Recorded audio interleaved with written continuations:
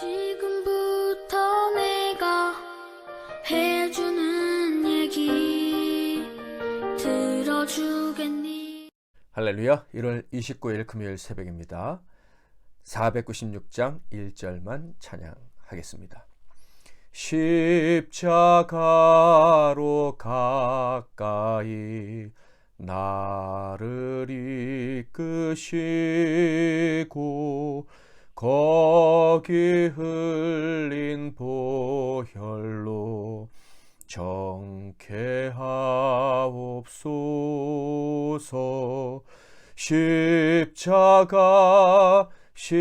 십자가 무한 영광일세. 요단 강을 건넌 후 무한 영광일세. 오늘 하나님께서 주시는 은혜 말씀은 누가복음 9장 37절에서 50절 말씀이 되겠습니다. 누가복음 9장 37절에서 50절 말씀 중에서 41절 한 절만 봉독해 드리겠습니다. 예수께서 대답하여 이르시되 믿음이 없고 패역한 세대여, 내가 얼마나 너희와 함께 있으며 너희에게 참으리요, 내 아들을 이리로 데리고 오라 하시니. 아멘. 오늘은 변론을 멈추고 십자가만 바라라, 변론을 멈추고 십자가를 바라라 라는 제목으로 하나님 말씀을 상고하겠습니다. 변화산에서 들려온 하나님의 음성, 너희는 저희의 말을 들으라 하는 음성이었죠. 곧 예수님께 집중하라는 말씀이었습니다. 그러므로 제자들은 예수님이 어떤 일을 하실까, 무슨 말씀을 하실까, 닥쳐오는 상황들에 어떻게 대처하실까, 여기에 집중해야 했습니다. 물론 이것이 오늘날도 변함없이 우리에게 주신 과제고 우리는 그렇게 살아야만 할 것입니다. 제자들은 이 음성을 들었으므로 당연히 예수님을 향해 이런 질문을 가지고 예수님을 따라야 했습니다. 37절에 보면 이튿날 산에서 내려오시니 큰 무리가 맞을세. 예수님께서 십자가를 지시기 위해서 산에서 기도하신 후에 이제 산에서 내려오실 때 큰 무리가 예수님을 맞이했다, 이렇게 기록되어져 있습니다. 자, 무리는 어떤 마음으로 맞이했을까? 정말 예수님께서 변화산에서 모세와 엘리야하고 얘기하실 때 하나님이 들려주셨던 그 음성, 그 하나님 원하시는 그대로 예수님을 영접했을까? 아니면 전혀 다른 차원에서 예수님을 환영하며 맞이했을까? 예수님과 그리고 하나님 그리고 이 무리들 사이에 공통분모가 있을까 하는 질문을 가지지 않을 수가 없습니다. 자, 그때 한 목소리가 들려왔지요. 38절, 무리 중에 한 사람이 소리질러 이르되 선생님 청하건대 내 아들을 돌보아 주옵소서. 이는 내 외아들이니이다. 무리 중에 한 사람이 예수님을 더욱더 다급하게 찾았습니다. 소리를 질렀다는 것을 볼 때 아주 다급하게 찾았다는 것을 알 수 있는데 그 이유는 그의 외아들이 심각한 병에 걸렸었기 때문입니다. 그 병은 귀신 들려서 귀신이 주장하는 그런 불행한 사태 때문에 찾아온 질병이었습니다. 그러므로 그 질병은 고통뿐만 아니라 영적으로도 또 인간적으로도 참 수치스러운 그런 질병이었겠죠. 자, 39절에 보면 귀신이 그를 잡아 갑자기 부르짖게 하고 경련을 일으켜 거품을 흘리게 하며 몹시 상하게 하고야 겨우 떠나가니이다. 귀신이 갑자기 이 아이에게 들면 소리를 지르고 거품을 붓고 경련을 일으키고 온몸이 만신창이가 되게 하고 그 다음에 떠나갔다. 그러니까 경련이 일어날 때마다, 마귀가 찾아올 때마다 이 아이의 몸은, 이 아들의 몸은 망가지고 또 망가졌다 하는 것을 알 수가 있습니다. 이러다가 언제 죽을지 모르겠다 하는 생각을 분명 이 아버지는 했겠죠. 그래서 제자들에게 데리고 왔습니다. 그런데 제자들이 고치지 못한 거예요. 마가복음에는 이 아버지가 이렇게 소리 지를 수밖에 없는 또 다른 이유를 제시를 하고 있습니다. 마가복음 9장 14절에 보면 이에 그들이 제자들에게 와서 보니 큰 무리가 그들을 둘러싸고 서기관들이 그들과 더불어 변론하고 있더라. 아들을 고쳐달라고 데리고 왔더니 제자들이 고치지 못했습니다. 그러자 서기관들이 등장해서 네가 왜 못 고쳤냐, 왜 고치려고 했느냐, 뭐 이런 식의 얘기를 하면서 시비를 걸었겠죠. 이에 대해 제자들이 나름대로 또 변론을 하기 시작했습니다. 그러니까 상황이 갑자기 이상해진 거예요. 자기 아들 고쳐달라고 데리고 왔는데 제자들과 서기관들이 다투는 일이 벌어지고 자기 아들은 그들의 관심 밖으로 떨어져 버리고 만 것입니다. 아들은 잊혀지고 엉뚱한 싸움만 벌어지고 만 거예요. 그러니 얼마나 마음이 급했겠습니까? 그런데 마침 예수님이 등장을 하신 거예요. 그러니까 소리 질러서 내 아들을 고쳐달라고 이야기를 한 것입니다. 40절, 당신의 제자들에게 내쫓아 주기를 구하였으나 그들이 능히 못하더이다. 그러자 예수님이 이렇게 말씀하셨습니다. 41절에 예수께서 대답하여 이르시되 믿음이 없고 패역한 세대여, 내가 얼마나 너희와 함께 있으며 너희에게 참으리요, 내 아들을 이리로 데리고 오라 하시니. 누가 믿음이 없고 패역한 세대란 말씀이었을까요? 모두에게 하신 말씀이었습니다. 먼저는 제자들과 논쟁하는 서기관들에 대한 비판이셨죠. 그리고 구경꾼들에 대한 말씀이기도 했습니다. 그들은 영혼을 보지도 않고 그저 남 흠만 잡으려고 하는 그런 악한 모습을 보였기 때문에 예수님께 책망을 받은 것입니다. 또한 그 아버지에 대한 말씀이기도 하죠. 마가복음 9장 23절에 보면 이 아버지가 이렇게 얘기했어요.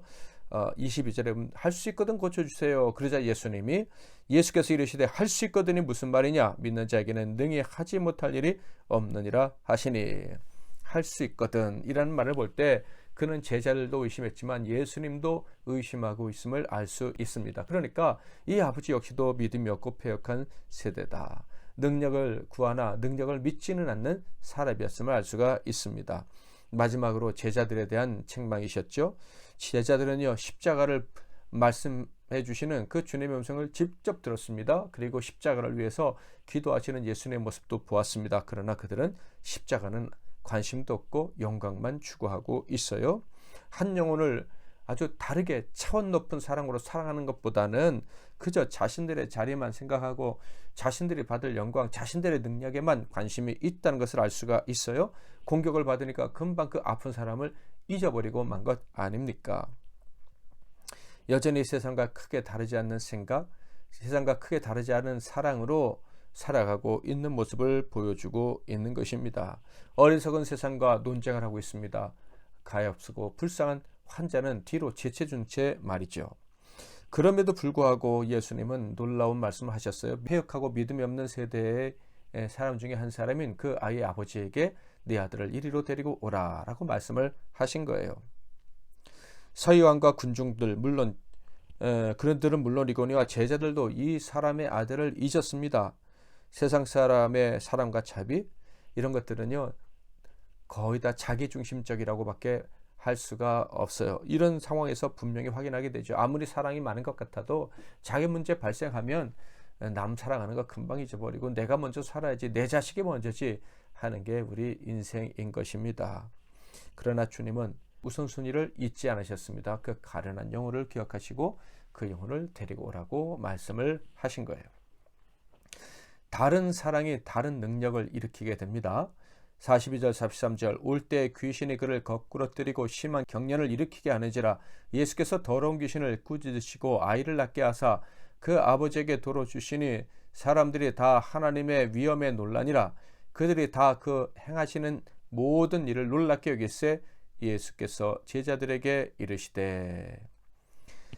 말씀으로 그 아이를 고치셨습니다. 예수께 데리고 오라고 하니까 그 아이가 더 난리를 쳤습니다. 마귀가 발작을 한 거죠. 그러나 그럴수록 그 아이를 향한 예수님의 관심이 얼마나 큰지 사람들은 알게 될 것입니다. 예수님은 특별한 사랑으로 그 아이를 맞이하시고 말씀으로 고쳐주시고 그리고 그 치료받은 아들을 그 아버지에게 돌려주셨습니다. 언제나 주님은 고치시고 회복시켜 주시고 돌려주시는 분이심을 여기서도 알 수가 있습니다. 예수님의 사랑과 그 능력은 오직 사람을 위한 것임을 알 수가 있어요. 자기 사람을 끝까지 사랑하시는 사랑으로 능력을 베풀어 주신다 하는 것입니다.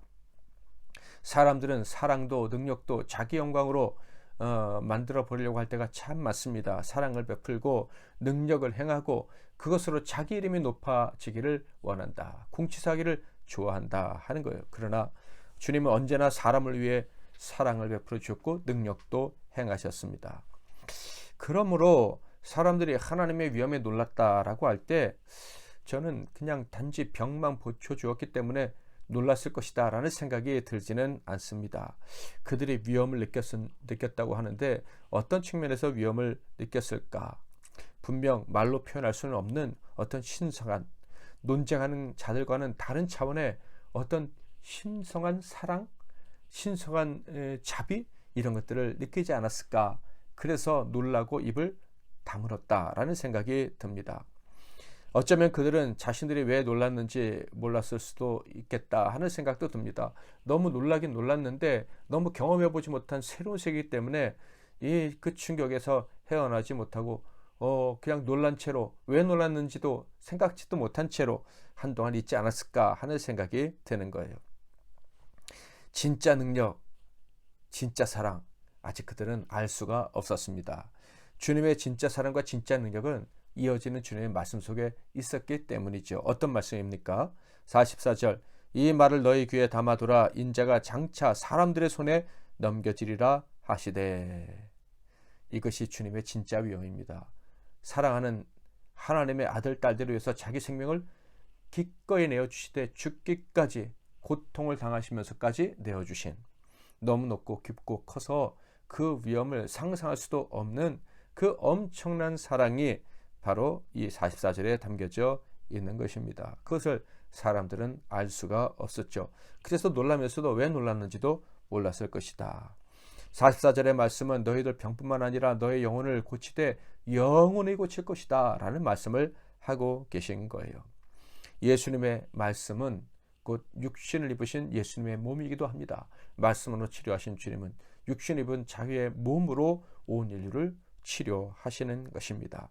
말씀으로 병자를 고치듯이 말씀이신 예수님 자신을 십자가에 죽게 하심으로 우리 모두를 치료하시려는 것이 주님의 뜻이고, 그 뜻이 이 44절에 담겨져 있는 것이죠. 사람들은 알아차릴 수가 없었습니다. 45절, 그들이 이 말씀을 알지 못하니 이는 그들로 깨닫지 못하게 숨긴 바 되었습니다. 또 그들은 이 말씀을 묻기도 두려워하더라. 알아차리지 못했는데 제자들도 알아차리지 못했습니다. 그러니까 역시 제자들도 믿음이 없는 패역한 세대에 포함되어 있었다 하는 것을 알 수가 있죠. 그 증거가 46절부터 48절에 나옵니다. 또 그들이 변론을 했습니다. 이제는 서기관들과 한 것이 아니라 자기네들끼리 변론했어요. 그 이유가 무엇입니까? 누가 더 크냐? 누가 더 대접을 받아 마땅하냐? 누가 하나님 나라, 예수가 세우시는 나라에서 높은 자리에 앉을 것이냐? 뭐 이런 것 때문에 다퉜다 하는 거예요. 얼마나 어리석은 인생들입니까? 그러니까 앞에서 변론한 것도 결국은 주님을 위해서, 그 나라를 위해서, 또 한 영혼을 위해서 한 것이 아니라 자기 자신들, 자기 자신의 자존심, 이런 것들 때문에 했다는 것을 알 수가 있습니다. 주님은 자기를 주기 위해서 십자가에서 별세하시기 위해서 밤을 새워 기도하셨습니다. 그런데 제자들은요, 그 주님의 마음은 아랑곳하지 않고 도토리 키재기하고 있는 것입니다. 너희는 그의 말을 들으라 했지만 산에서 내려온 자들조차도 주님의 행실, 주님의 선택, 주님의 말씀, 주님의 행하심, 주님의 예언 전혀 관심이 없었다 하는 거예요. 그들에게는 십자가는 보이지 않고 그저 세상 영광만이 보였을 뿐이었다. 그러자 주님은 또 어린아이를 등장시키십니다. 작은 자, 십자가 지기처럼 낮아질 수 있는 자, 다른 사람을 위해서 자신을 버릴 수 있는 자, 그 사람이 큰 사람이다. 너희들은 높아지려고 하니까 큰 사람이 될 수 없어 라는 말씀을 해주신 거예요. 많이 무한했겠죠. 그러자 무한해진 제자들 중에 하나인 요한이 이 무한함을 회피하고 그래도 우리는 지분을 얻을 자격이 있습니다 라는 것을 예수님께 강조하고자 이런 얘기를 합니다. 49절, 요한이 이르되 주여 어떤 사람이 주의 이름으로 귀신을 내쫓는 것을 우리가 보고 우리와 함께 따르지 아니하므로 금하였나이다. 이 말이 무슨 뜻입니까? 예수의 이름으로 귀신을 내쫓는데 우리가 하지 못하게 했습니다. 잘했죠? 이런 뜻이에요. 무슨 말이냐면 그 사람들보다는 우리가 그래도 낫지 않습니까? 예수님은 가장 작은 자, 어린아이 같은 자가 큰 자다라고 말씀을 하셨지만 요한은 그래도 우리가 그 사람들보다는 크지 않습니까? 응? 예수와 함께 다니지도 않으면서 귀신을 쫓는 사람보단 오늘 고치지 못했지만 예수 이름으로 귀신을 쫓아내는 본 적이 있는 우리가 더 나은 것 아닙니까? 이런 얘기를 한 것이죠. 자만심의 발로입니다. 위기를 피하고 무한함을 피하고 책망을 위로와 칭찬으로 바꾸고 싶은 의도로 이야기를 한 거예요. 그 의도가 통하겠습니까? 어리석은 말. 이 말에 대한 예수님의 대답은 다음과 같았죠. 50절 예수께서 이르시되 금하지 말라. 너희를 반대하는 자는 너희를 위하는 자니라 하시니라. 너희만 바르다고 생각하지 마. 반대하지 않는 자는 너를 포함해서 나도 위하는 사람이고 그 사람들은 다 인정받아야 돼. 어린아이처럼 말이지. 너희만 특별하다고 생각하지 마라. 십자가의 도를 모르고 그 십자가를 지고 따르지 않는다면 제자라고 해도 아무 의미가 없다. 그 사람 중에 하나가 바로 가룟 유다겠죠. 그러므로 너희가 지금 특별한 사람인 것처럼 자랑하지 마라. 십자가를 지는 것 외에는 자랑할 것이 아무것도 없다. 여러분 아시죠? 사도 바울은 십자가 외에 다른 것은 아무것도 자랑하지 않겠다고 말했습니다. 오늘 우리는 또다시 변론의 자리로 끌려 들어갈지 모릅니다. 네가 옳고 내가 옳고 뭐 이런 논쟁의 자리. 그러면 우리도 모르는 사이에 주님도 사랑해야 될 사람도 까맣게 잊어버리고 나만 생각하는 자리에 또 뚝 떨어져 참 비참하고 불쌍한 모습으로 주님 앞에 서게 될지도 모릅니다. 다시 패역한 자리에 가지 않도록 오늘 기도하시고요. 십자가 질 수 있도록 기도하는 오늘 하루가 되기를 바랍니다. 오직 주의 사랑에 십자가의 능력에 사로잡혀서 우리의 남은 생애를 주님만을 기쁘시게 해드리며 살 수 있게 도와달라고 오늘도 기도하는 저와 여러분이 되기를 바랍니다. 십자가로 가까이 3절 4절 찬양하겠습니다.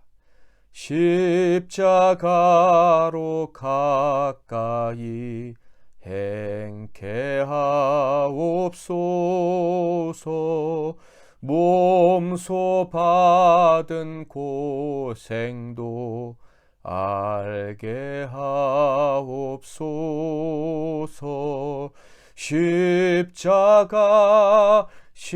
십자가 무한 영광일세.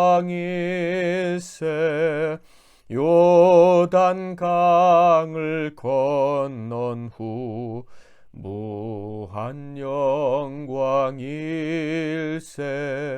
십자가에 가까이 의지하고 서서 개서 천국 가도록 항상 머물겠네.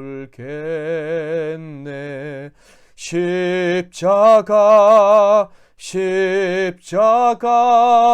무한 영광일세. 요단강을 건넌 후 무한 영광일세. 아멘. 오늘도 주신 말씀 붙잡고 기도하시고 하루를 시작하시기를 바랍니다. 제가 먼저 기도하겠습니다. 하나님 아버지, 오늘도 우리에게 말씀해 주셔서 감사합니다. 말씀으로 우리에게 오셔서 우리를 살리시고 구원하시고 말씀이신 육체를 찢어 우리에게 영원한 생명을 주시니 감사합니다. 이 놀라운 사랑, 이해할 수 없는, 말로 표현할 수 없는 그 사랑을 받은 우리들이 어리석게도 우리 자신을 위해 변증하고 변론하고 싸우고 하나님의 말씀에 자신을 온전히 던지지 못하고 지낼 때가 참 많이 있습니다. 오늘도 혹시 논쟁의 자리, 변증의 자리에 갈 때 차라리 어리석은 자가 되게 하시고 십자가만 의지하며 사는 저희들이 되게 하옵소서. 십자가 지고 주를 쫓는 것이 무엇인지 정말 알기 원하오니 가르쳐 주시고 그렇게 사는 것이 진정한 승리의 지름길임을 우리의 생애를 통해 꼭 경험할 수 있도록 도와주시고 그것을 세상 사람들에게 알리고 살아가는 우리가 되게 하옵소서. 예수 그리스도의 이름으로 기도하옵나이다. 아멘.